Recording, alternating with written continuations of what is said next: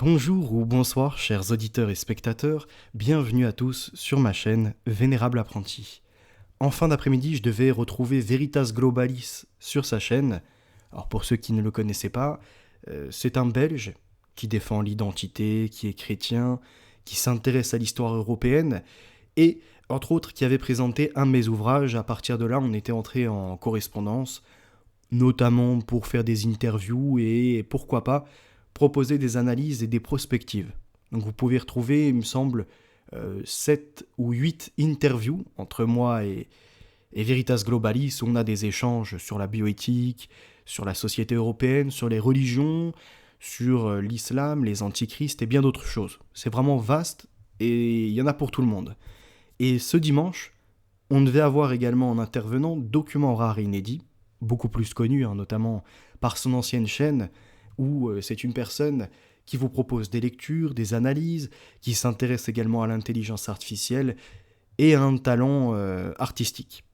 Malheureusement, ce dimanche, il était soit indisponible, soit il a pu oublier le rendez-vous, c'est des choses qui peuvent arriver, donc ce n'est que partie remise pour parler des sociétés secrètes, du Graal et de bien d'autres phénomènes encore issus de mysticisme, d'occulte et d'ésotérisme.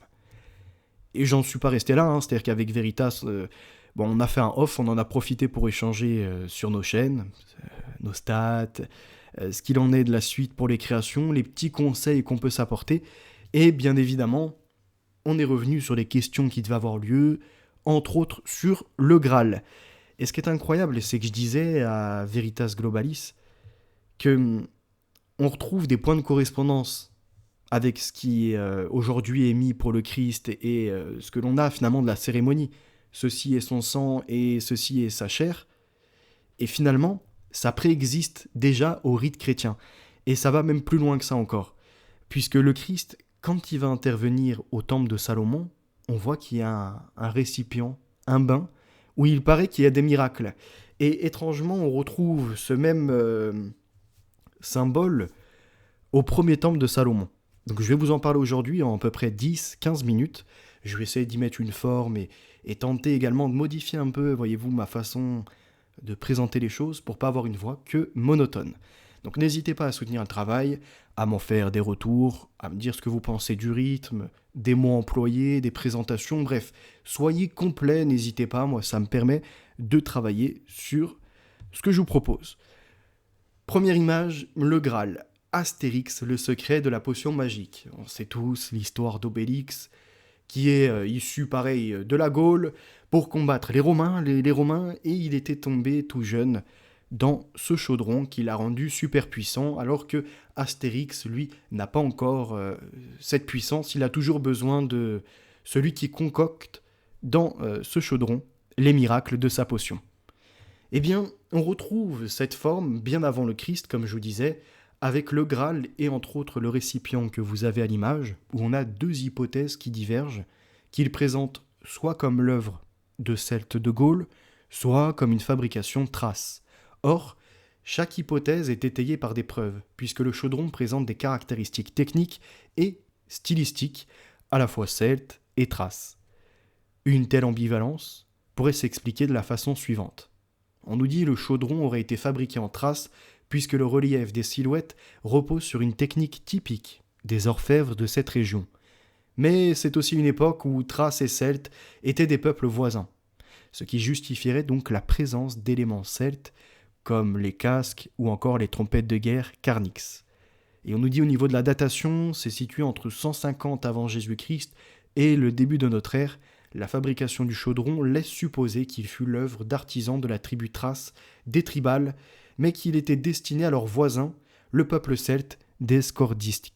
Donc les Scordisques qui se ramènent à des rites magiques, et on sait que les Celtes, et en particulier les druides, qui préexistent à la chrétienté, 2000 ans avant la venue de Jésus-Christ, ils sont déjà là, et jusqu'au XIIe siècle. Et dedans, on a, par exemple, l'histoire de Merlin, du roi Arthur et de bien d'aventures encore qui nous sont racontées. Ça mêle aventure, fantaisie, magie, le tout finalement est associé à la connaissance et à la science. D'ailleurs, c'est dans un chaudron que l'on prépare les potions. Nous avons parlé de Céridwen et d'Agda précédemment, je ne les ai pas inscrits, ces personnages, mais c'est important de les citer. Or, tous deux sont associés à l'art de la magie. Les récipients ont une place importante dans les rites et le culte. Présents dans les tombes, les chaudrons permettent des repas avec l'au-delà. Donc des repas dans l'au-delà par ces chaudrons qui sont soit enterrés, soit également mis dans l'eau. Dans la sépulture de Hochdorf, on a retrouvé un récipient capable de contenir 400 litres de liquide avec des traces d'hydromel accompagnées de 9 cornes à boire. Certains ont également été trouvés au fond de lacs ou encore d'étendues d'eau, ce qui laisse supposer un rite cultuel.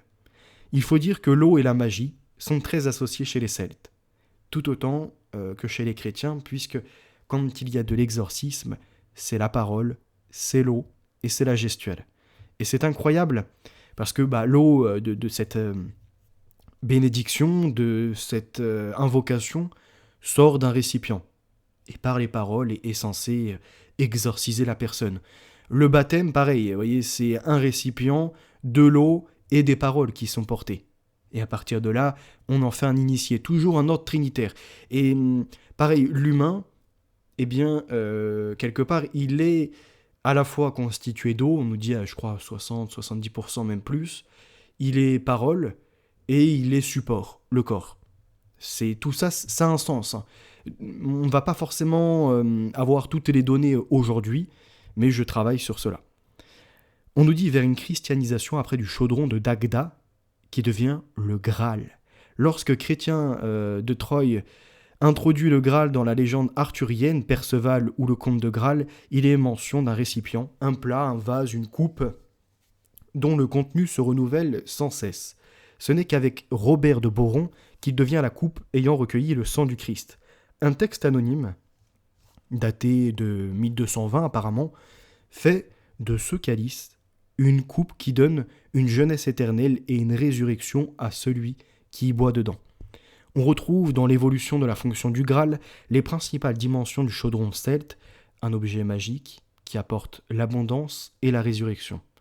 On note même le lien fait avec la royauté, puisqu'Arthur n'aura pas cessé de le chercher. Or, il échoue, de même que son intention d'établir un royaume pacifique, uni et pérenne.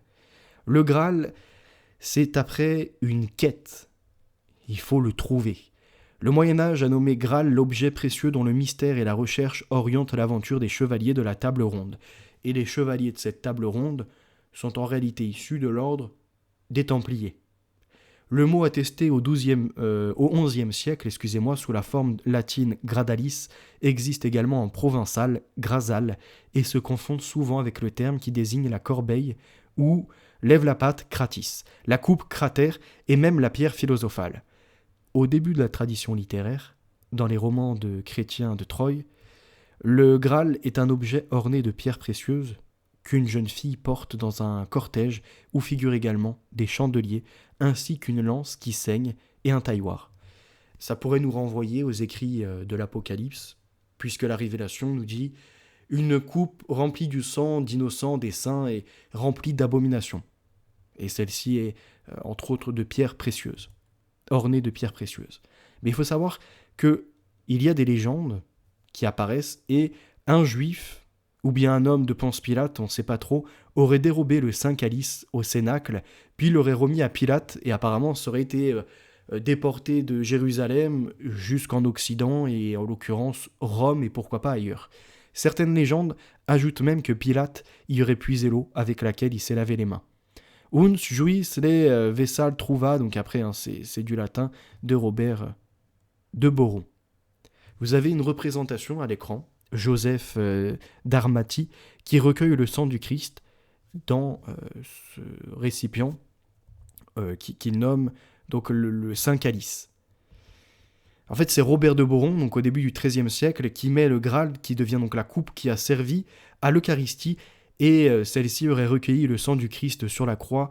Ce sera la version la plus largement diffusée en France et en Angleterre, notamment à travers les grandes compilations du cycle du Graal.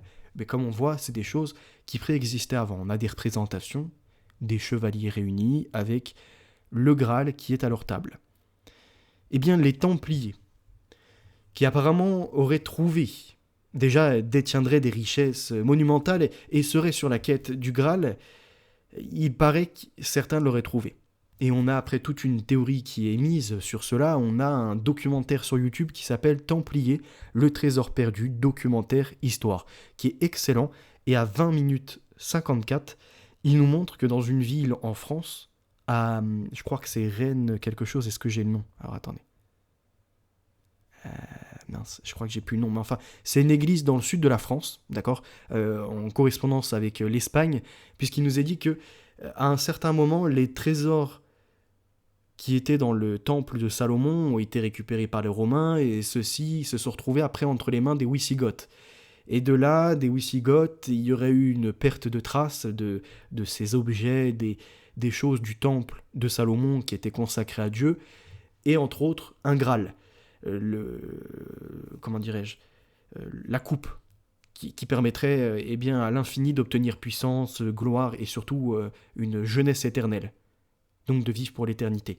Eh bien, il y a une église qui va être formée par un prêtre là-bas, qui apparemment a découvert une partie du secret, et il nous a mis dans l'église un démon, pas n'importe lequel, avec plein de symboliques. Parce qu'il faut savoir que les compagnons, les Rosicruciens, les francs-maçons, tous ceux qui ont participé à faire des édifices d'églises romanes et de d'autres églises gothiques aussi, ont incorporé dans la pierre des symboles.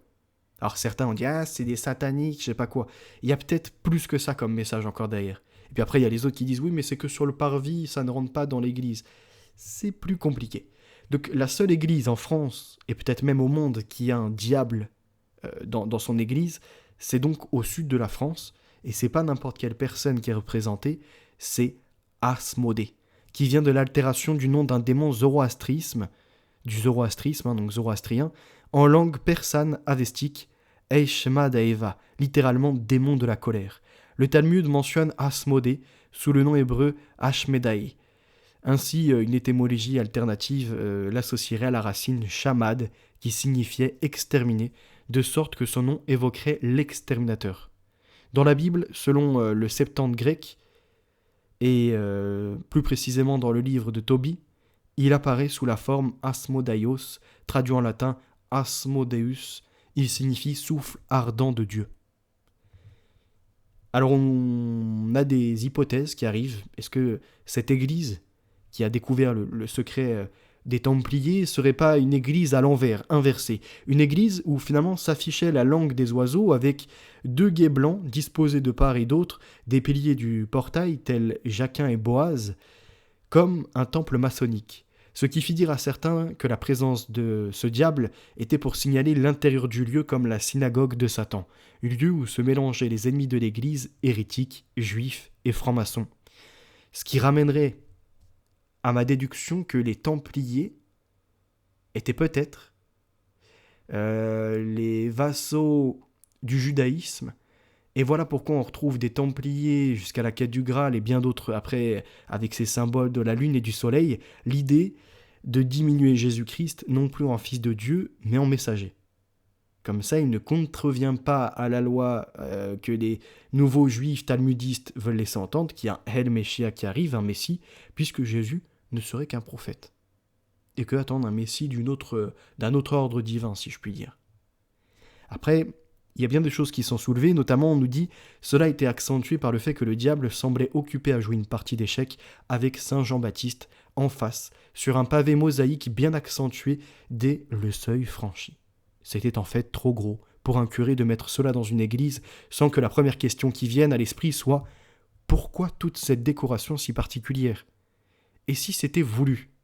En fait, Saunière nous ouvre un livre de Pierre où il laisse son testament sous une forme imagée et codée, bien dans l'esprit du XIXe siècle. Il avait participé donc à une aventure, et il avait trouvé quelque chose hors du commun, et ne pouvait en parler.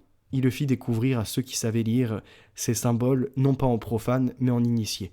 Eh bien, en remontant toutes ces recherches, puisque c'était l'objectif, entre autres, de remonter le temps de ces croyances, on en arrive à cette énorme coupole. Avant Le Graal européen, donc comme on l'a vu, le truc celte de Thalès, je crois, Thalès, eh bien c'est 150 ans avant Jésus-Christ. Or, là, ce que vous avez en récipient qui est censé faire des miracles et qui se trouve au temple de Salomon, c'est moins 586, je crois, ou 486, je sais plus, moins 586, que ça sera détruit. Donc bien avant, depuis l'Orient, on a cette idée qu'il y aurait un récipient qui permettrait, par la venue d'un ange, de faire des miracles. Et c'est ce qu'on retrouve dans Jean, chapitre 5, versets 1 à 10 à peu près. Sauf que moi j'ai ma théorie dessus, regardez bien. Après cela, il y eut une fête juive et Jésus monta à Jérusalem. Or à Jérusalem, près de la porte des brebis, il y a une piscine qui s'appelle en hébreu Bethesda et qui a 5 portiques. Donc ce n'est pas cette représentation, puisque ça a été détruit au premier temple de Salomon, mais tout comme il y a une résurgence d'une pratique qui peut être païenne ou non, où on laisse entendre que au moment où il y a des vibrations dans l'eau, eh bien il y aura des miracles. Regardez ça. Il y a une piscine, et dans celle-ci, eh bien il y a des portiques. Après, un grand nombre de malades sont couchés sous ces portiques, les 5 portiques. Il y a des aveuglés, des boiteux, des paralysés. Tous attendent le mouvement de l'eau. Et on peut penser que, comme c'est un autel où on se rappelle ce que Jésus a fait devant, quand il renverse les étables, où il dit regardez-vous, quoi, vos pièces de monnaie tombent par terre, la première chose que vous faites devant le parvis de mon Père, c'est de mettre les genoux à terre, et les yeux ne sont même pas vers le ciel pour prier et demander pardon de ce que vous avez fait. Non, ils sont vers les choses de la terre, vers les choses de ce monde. Alors ce qui est à César retourne à César, et ce qui est de Dieu retourne à Dieu. Eh bien je pense, écoutez bien, ça n'est sorti nulle part ailleurs. Je pense qu'ils avaient formé une sorte de Graal qui laissait entendre aux gens qu'il pouvait y avoir des miracles pour faire venir tout un tas de personnes. Désespérés, ils en donneraient toute leur richesse et ils donneraient l'autorité à ces juifs sur place. Et regardez cela. Je vais pouvoir peut-être le démontrer. Car sous ces portiques, donc, les gens attendent des mouvements de l'eau. Il est dit qu'en fait, il y a une tradition où un ange descend de temps en temps. Alors, qu'est-ce que l'ange ? Est-ce que c'est l'angelos, comme l'écrivent les Grecs, un messager qui active un mécanisme qui ferait bouger l'eau ? Je ne sais pas. Mais en tout cas, de temps en temps, il arrive dans la piscine et il agite l'eau. Donc un ange descend. Je ne pense pas que c'est quelque chose lumineux qui vient du ciel, qui bat des ailes et qui tombe. Parce que la représentation dans l'art de l'ange qui a une tête juvénile et qui a des ailes, c'est intervenu qu'après. L'effet juvénile est arrivé là dans l'époque moderne. On va dire dans l'époque moyenâgeuse, c'était plutôt des ailes qui avaient été déployées pour laisser entendre l'envergure d'un message qui peut être porté, qui n'a pas vraiment de frontières. Il peut être précipité partout, telles des plumes qui s'envoleraient et qui feraient virevolter quelque part un message. Eh bien, la racine d'ange, c'est en fait angelos, et ça renvoie à messager. Donc dans ces traductions, je pense qu'à cette époque-là, il y avait un récipient, un énorme récipient, tel une piscine, que un messager venait, se précipitait dedans, agitait l'eau peut-être de mouvements de main ou autre, toujours dans un ordre trinitaire ou non, quelque part, et il est dit, c'est ça qui est le plus intéressant, le premier qui descendait dans l'eau après qu'elle avait été agitée était guéri, quelle que soit sa maladie. Donc il n'y en a pas 2, 3, 4, 5. Il peut y avoir toute une foule, mais celui qui sera guéri, il n'y en aura qu'un seul quand l'ange, entre guillemets, descend et agite cette eau. Et on nous dit que c'est que de temps en temps. Ce que je suppose avec ça, c'est quoi ? C'est que les pharisiens avaient mis tout un système en place où ils avaient des complices qui n'étaient pas du tout malades, pas du tout aveugles, et qui restaient, on va dire, exposés publiquement, comme entre autres là où on nous dit un homme infirme depuis 38 ans, considéré comme tel, infirme depuis 38 ans apparemment, qui serait sur place, peut-être pour rendre le miracle plus vrai, alors qu'il n'est pas du tout infirme. C'est possible, regardez ça. Parce que Jésus le vit couché, et sachant qu'il était malade depuis longtemps, il lui dit « Veux-tu être guéri ?» L'infirme lui répondit, je cite, « Seigneur, je n'ai personne pour me plonger dans la piscine quand l'eau est agitée, et pendant que j'y vais, un autre descend avant moi. » Fin de citation. Et Jésus lui dit « Lève-toi, prends ton brancard et marche. » Fin de citation. Aussitôt, cet homme fut guéri. Il prit son brancard et se mit à marcher. C'était un jour de sabbat. Les Juifs dirent, donc à celui qui avait été guéri, je cite, « C'est le sabbat, il ne t'est pas permis de porter ton brancard. » Fin de citation. Et il leur répondit, Je cite, « Celui qui m'a guéri m'a dit, prends ton brancard et marche. » Fin de citation. Et ils lui demandèrent, « Qui est l'homme qui t'a dit, prends ton brancard et marche ?» Mais celui qui avait été guéri ne savait pas qui c'était, car Jésus avait disparu dans la foule qui était à cet endroit. Quelque temps plus tard, Jésus le retrouva dans le temple, et lui dit, je cite, « Te voilà guéri, ne pêche plus de peur qu'il t'arrive quelque chose de pire. » Fin de citation. Première lecture, on se dit, waouh, Jésus a fait un miracle. Ce qui est possible. Je ne le nie pas. Deuxième lecture. On se dit, les pharisiens ont certainement mis un système en place et sont en train de tromper les gens. Jésus, fils de Dieu, est omniscient, omnipotent, tel son Père, a très bien compris les combines de ces personnes, et donc a vu que le malade en question n'était pas malade de ne pas pouvoir marcher, mais était malade de la mythomanie. Il était malade d'un mensonge qu'il bouffait, parce qu'il devait peut-être obtenir richesse ou autre derrière. Autre lecture, parce que les Juifs ne semblent pas stupéfaits que là d'un coup celui qui est censé ne pas marcher ne soit pas passé par leur haut qui offre des sacrifices et qui rend des bénéfices, si je puis dire ça ainsi. Ils ne sont pas étonnés de voir quelqu'un qui était sur son brancard retrouver une possibilité de marcher. Ils lui disent, mais c'est quoi ça, c'est sabbat, t'as pas le droit de le faire. Comme s'ils connaissaient la personne concernée. Et ils savaient qu'il n'était pas justement handicapé, mais par contre qu'il ne l'avait pas autorisé à se relever. Et après, Jésus lui dit, te voilà guéri. Mais guéri de quoi au juste? Est-ce qu'il a été guéri d'une tétraplégie ou est-ce qu'il a été guéri d'un mensonge? Ne pêche plus, il lui dit. Ne pêche plus, de peur qu'il t'arrive quelque chose de pire. Quelque chose soit de pire qu'un tétraplégique, soit de pire qu'un mensonge. C'est ce que je pense en tout cas.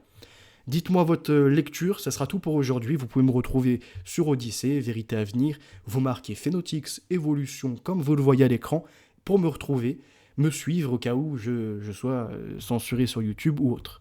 Merci pour votre présence, à très bientôt, la vérité, notre avenir.